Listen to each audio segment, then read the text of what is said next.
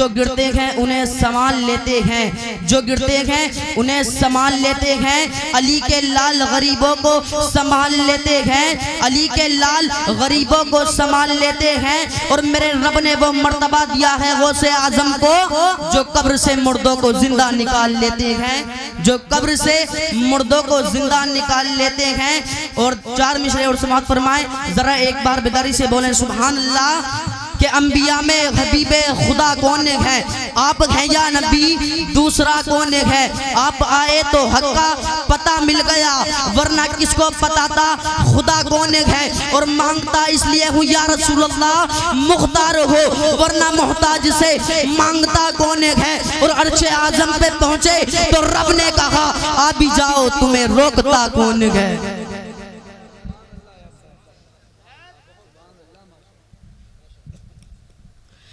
हुजूर गौसे आजम फरमाते हैं अल्लाह रब्बुल इज्जत की कसम, मैंने एक वक्त और बदबख्त पर पेश किए जाते हैं और मैं अपनी आंखों से लोहे महफूज में देखता हूँ कि इल्मे खुदाबंदी के समंदरों में होता जन हूँ।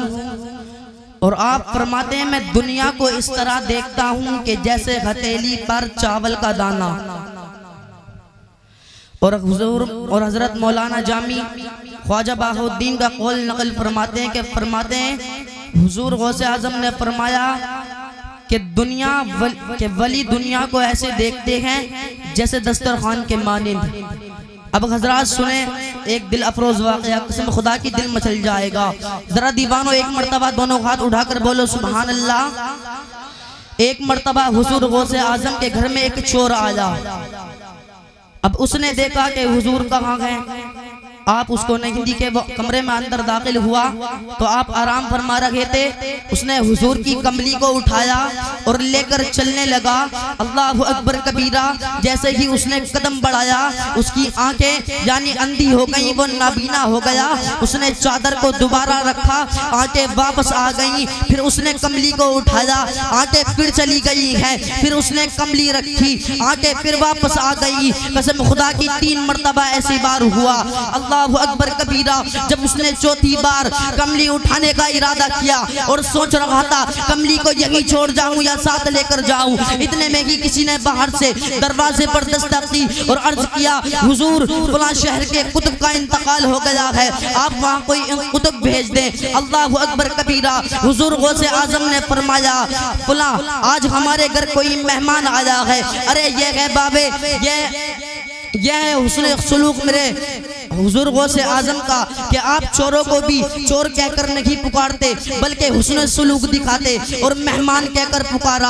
आपने कहा कि फलां जगह हमारा मेहमान छिपा है, उसे सामने लाया जाए। आपने फरमाया तौबा कर और जा, हमने तुझे उस इलाके का कुतुब बना दिया।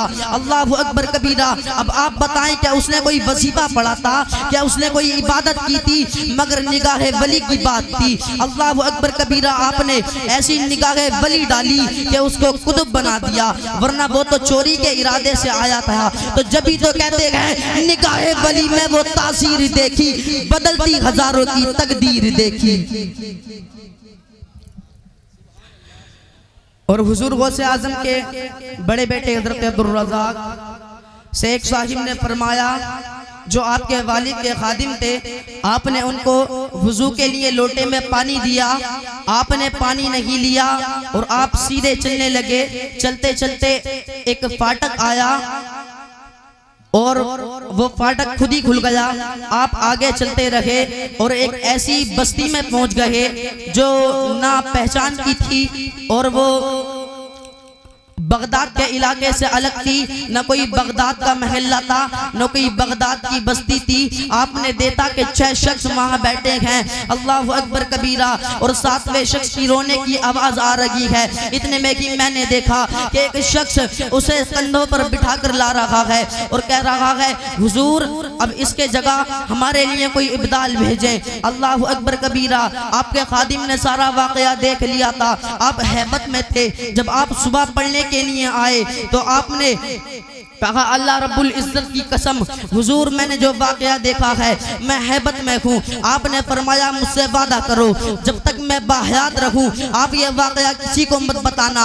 आपने फरमाया मैं जहाँ रात गया था वो कोई बगदाद का इलाका नहीं था बल्कि वो शहर नहावन था, और जो वो 6 शख्स बैठे थे वो कोई और नहीं बल्कि उस शहर के इब्दाल थे। अल्लाह अकबर कबीरा। और जो वो शख्स कांधे पर था वो भी इब्दाल था, और जिस शख्स के कांधे पर था वो हजरत खिज़्र अलैहिस्सलाम थे। उन्होंने अर्ज की थी हुजूर अब इसकी तबीयत अलील है और इंतकाल का वक्त करीब है, आप किसी और इब्दाल का इंतजाम फरमाएं। आपने फरमाया गिरजा से एक राहिब को उठाकर लाओ। आपने उस राहिब को मंगवाया और उसकी दाढ़ी जो 2 पुश्त से ज्यादा थी वो कटवाई, और मूछें भी जो बड़ी हुई थी यहाँ तक उन्हें भी कटवा दिया। और आपने कहा जा हमने तुझे इस इलाके का इब्दाल बना दिया। तो हजरत मालूम हुआ कि जब एक ईसाई को हुजूर गौसे आजम इब्दाल बना देते हैं और जो चोरी करने के लिए आए उसे कुतुब बना दें, तो हजरत हमें भी चाहिए कि हम वलियों से मोहब्बत किया करें और जितना हो सके इतनी फातिहा खानी भी करें। वमा अलैना इल्लल बलाग। अस्सलामु अलैकुम व रहमतुल्लाहि व बरकातहू।